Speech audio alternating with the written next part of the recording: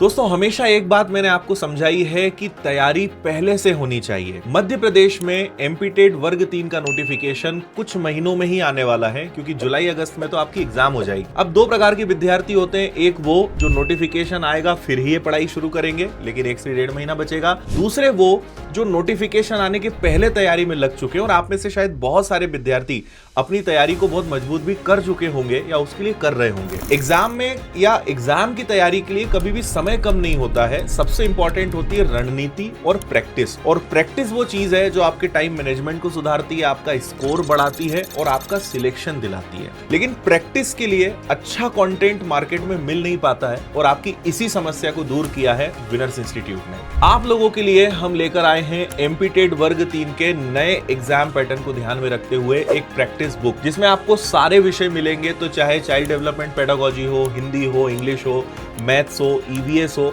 सबके बहुत अच्छे क्वेश्चंस, जिससे पूरा सिलेबस का भी रिवीजन हो।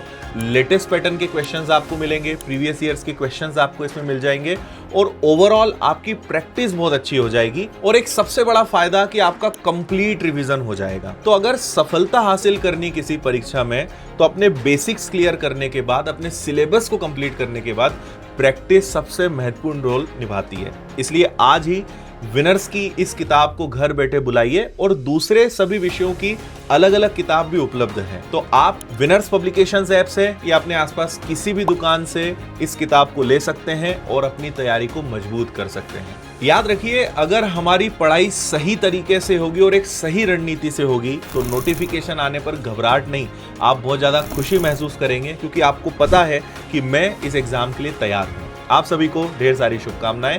अपनी तैयारी को मजबूत करते रहिए।